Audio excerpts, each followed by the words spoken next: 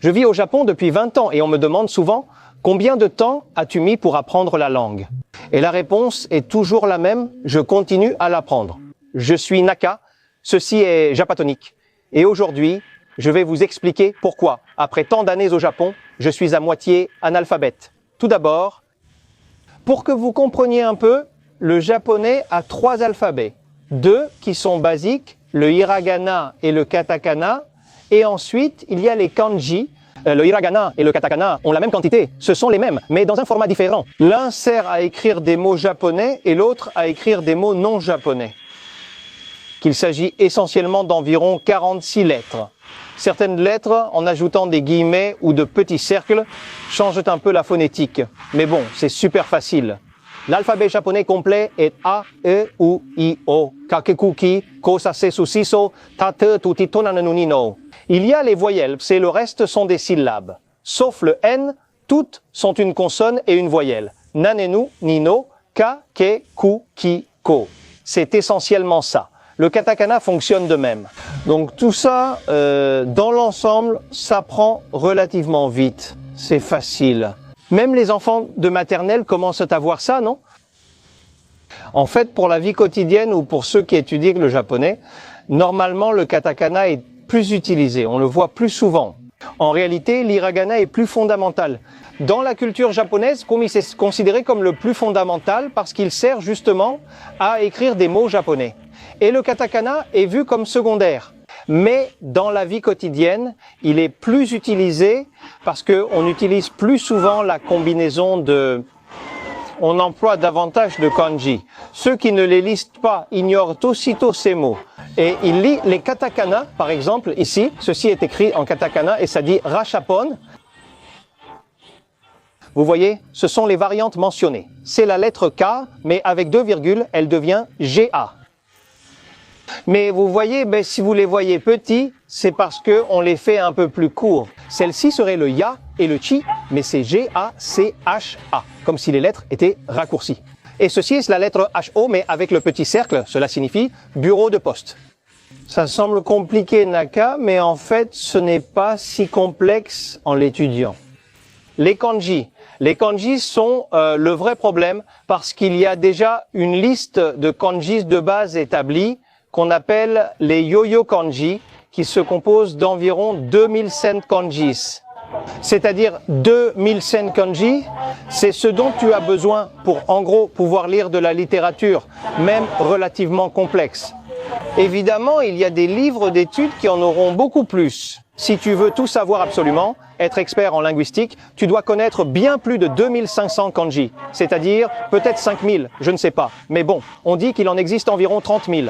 Quelque chose comme ça. Maintenant, en gros, un kanji signifie un mot et il a sa prononciation qui peut varier selon la situation. Et si un kanji est combiné avec un autre kanji, la phonétique peut changer et le sens peut aussi changer. Regardez, par exemple, ici c'est presque entièrement écrit en kanji. Ce qui est écrit ici, ceci c'est le kanji de Zen. Complet. Koku signifie pays, cela se lit Zen. Koku. Chi signifie terre. Sake, donc cela signifie des sakés de toutes les régions du Japon, en gros. Et ici, il est écrit Nihonshu, qui signifie saké japonais, qui est le nom du saké Nihonshu no Kai. Donc, c'est comme dire. Ou ici, par exemple, et tout ce qui est écrit avec des caractères un peu plus simples, on se rend compte que ceux-ci sont les complexes. Ceci, c'est du kanji. Par exemple, ce kanji-là, je ne le connais pas, mais ici, il est écrit Tetsubo, qui signifie chemin de fer. Disons, Gata, qui veut dire forme. Quelque chose en rapport. Je sais qu'au 3e étage, il y a quelque chose en rapport avec les trains, là où se trouvent les loisirs liés aux trains. Ça doit être des miniatures de trains et des choses du genre. Et ici, c'est du katakana, ça dit Puramoyo. Et ici, je ne sais pas ce que c'est, mais ce sont des choses pour les maquettes à jouer. Ici, c'est simple, c'est seulement du katakana, ça dit Figiwa, c'est-à-dire des figurines, des personnages.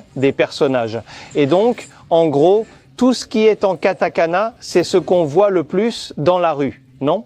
C'est pour ça que, dans la vie quotidienne, le katakana, c'est ce qu'on voit le plus. Mais l'hiragana est super important parce qu'il est utilisé comme furigana et après je vais vous expliquer ce qu'est le furigana. Voyons voir. Et la langue japonaise a comme, quand on l'étudie, il y a le niveau le plus basique qui serait le N5 et le niveau le plus avancé de tous qui est comme un natif japonais. C'est le N-on. Là, tu dois déjà savoir lire, écrire, savoir tout interpréter absolument. Tu connais tous les kanji de base, c'est 2005 kanji. Et d'après ce que j'ai vu plus ou moins, comme je n'ai jamais vraiment étudié le japonais, je crois que j'ai un niveau N3 à peu près, mais je n'atteins même pas un N3 complètement validé. Parce qu'une fois, j'ai pris un livre de N3 et je connaissais, disons, 80 à 90% des kanji qu'il y avait dans le N3. Mais je dis toujours que je dois connaître environ 500 kanji. Mais le pire dans tout ça, c'est que ce n'est pas que je sache les écrire, ce n'est pas que je les ai en tête, mais plutôt que je sais les reconnaître. Que je peux, il y a des choses que je peux lire, mais si on me demande de les écrire, non. Non, je ne vais pas m'en souvenir, c'est impossible. Certains oui, mais dans la plupart des cas, je vais oublier comment étaient les traits, parce les kanji ont beaucoup de traits. Regardez celui-ci, il est écrit Egyoshu, ce qui signifie qu'ils sont ouverts. Vous voyez ce que c'est? 1, 2, 3, 4, 5, 6, 7, 8, 9, 10, 11, 12, 13 lignes, 13 traits au total. Moi, ce kanji, non, je sais le lire justement, mais je ne m'en souviens pas. Alors, celui-ci est facile parce que c'est shu, onaka, qui signifie à l'intérieur, ou ça veut aussi dire en cours, ou au milieu de quelque chose, non? C'est-à-dire qu'ils sont ouverts et servent dans cet endroit. Maintenant, avec ça, vous pouvez vous faire une idée de pourquoi les Japonais parlent très peu anglais et le peu qu'ils parlent, ils le parlent mal. Parce que le simple fait est qu'ils ont déjà beaucoup avec leur propre langue. Et une autre chose, pourquoi le parlent-ils si mal? Parce que, justement, les Japonais apprennent les lettres romaines que nous utilisons, cette langue, ils l'apprennent à partir du katakana, qui, comme vous l'avez vu, à part les voyelles, ce ne sont que des syllabes. Par exemple, ici, il est écrit lunch set. Un japonais prononcerait cela lanchi setto. Parce que en japonais, fondamentalement, les mots ne peuvent pas se terminer par une consonne. Ils doivent toujours se terminer par une voyelle. C'est lié à la structure des lettres japonaises. En japonais, la lettre L n'existe pas. Tout le contraire des Chinois. Là-bas, les Chinois prononcent souvent le L, alors qu'en japonais, c'est difficile. Pareil pour le double R. Mais voyons, certains mots anglais s'écrivent différemment, mais se prononcent de la même façon, comme si, qui signifie voir, ou la mer. Mais il y a des mots qui, par exemple en japonais, se disent daito, ce qui peut vouloir dire light, comme la lumière, ou bien right, comme à droite, ou comme correct. Mais en katakana, cela se prononce exactement pareil. C'est pourquoi daito dépend beaucoup du contexte. C'est-à-dire, pour savoir, le problème c'est qu'on demande à un japonais « D'où viens-tu » et il va te répondre « Daito, daito » et toi tu restes là « Quoi ? Daito ? Qu'est-ce que ça veut dire daito ? Vous comprenez ? Mais en fait, c'est ce qu'on appelle le katakanago. Parce que la langue katakana, c'est justement utiliser des mots qui ne sont pas japonais. Mais par exemple, caméra. En japonais, caméra se dit caméra et ça se prononce caméra, non? Autrement dit, c'est facile à comprendre. Mais il existe les kanji pour caméra, qui est shashinki. Il y a les kanjis pour photo et pour qui veut dire machine à photo. Shashinki serait la forme japonaise. Mais aujourd'hui, personne, vraiment personne, n'utilise le mot shashinki. Tout le monde dit caméra, non? En gros, le plus compliqué dans la langue, c'est justement l'écriture, non? Et pour parler, c'est comment? Eh bien, parler en pratique, ce n'est pas si difficile. Je le dis dans le sens où, par exemple, la langue espagnole est plus complexe, à bien des égards, en pratique, parce qu'il y a des conjugaisons. Par exemple, en japonais, il n'y a pas de pluriel, ni de singulier. Par exemple, moi, toi, lui, tout cela n'existe pas. La langue est, en quelque sorte, bien plus réduite et simplifiée. Une personne qui étudie l'espagnol peut connaître la théorie, mais faire des erreurs en pratique. Comme par exemple dire « nous vouloir toi maison, demain nous allons ». C'est-à-dire tout serait mal utilisé. On comprendrait plus ou moins, mais tout serait mal utilisé dans la pratique. Maintenant, en japonais, dans ce sens, c'est beaucoup plus facile. Ce qui est compliqué dans la langue japonaise, ce sont les formalités. C'est ça qui la rend extrêmement difficile. Je ne sais pas si quelqu'un a vu le film Lost in Translation. Il y a une scène où Bill Murray enregistre une publicité et le réalisateur lui dit beaucoup de choses et la traductrice lui dit plus d'intensité et rien d'autre. Il a demandé « D'accord, il veut que je regarde à droite ou à gauche ?» La traductrice va alors parler longuement au réalisateur. C'est essentiellement à cause des formalités. Comment ? Eh bien, on peut demander par exemple « Est-ce que je peux le faire ?» La forme la plus simple de toutes, avec quelqu'un en qui on a confiance, on peut simplement dire « Tu as déjà fait ?» Le « tu as déjà fait » revient à demander « puis-je le faire ?» Mais si on veut le dire de la manière la plus formelle qui soit, cela pourrait être « Pourrais-je vous demander la permission de le faire ?» C'est-à-dire que la phrase devient beaucoup plus longue, juste pour la rendre plus formelle, rien de plus. Cela ne fait que lui donner de la formalité. Et bien sûr, quand il y a beaucoup de phrases, quand on doit être formel, il faut ajouter encore et encore et encore et encore et encore de mots. Et ça, en vérité, c'est ce qui rend la chose plus compliquée, disons. C'est essentiellement ça. Maintenant, un des endroits où j'ai le plus de mal à aller manger, boire et tout ça, ce sont les izakayas. Justement, ce qu'on appellerait les tavernes traditionnelles, qui ont une grande variété de plats. Et la plupart du temps, les menus sont écrits sans photo. Parce que, évidemment, comme il y a tellement de variétés, il faut savoir les lire. Certains, moi, je les reconnais à peine. Il y a de l'edamame ici. Tako wasa, qui doit être du poulpe, avec du wasabi. Nagaimo, wasabi, je ne sais pas quoi. Patate douce longue. C'est-à-dire, même pas comme ça. Et le fait est que c'est difficile, parce que dans les izakayas, normalement, les plats sont généralement plus... Ce ne sont pas des improvisations, mais des plats originaux. Parfois, au restaurant avec ma femme, je regarde le menu et lui demande « Qu'est-ce que c'est ?» Je ne sais pas. Elle dit qu'il faut le commander. Parce que parfois, ce sont des concepts uniques du restaurant. Et donc, ça devient compliqué. C'est pourquoi, quand on doit aller manger, le plus simple, c'est d'aller dans des endroits où il se concentre sur un seul plat. Et des variantes de ce plat, il y aura toujours une photo, disons. Par exemple, ici, nous avons plusieurs restaurants qui proposent un seul type de cuisine, c'est-à-dire spécialisé dans un plat. Ceci, c'est un grill yakiniku, où il n'y a que de la viande. Et puis, le menu, soit avec un traducteur, soit simplement en pointant, tu vas juste montrer les différents morceaux de viande au final.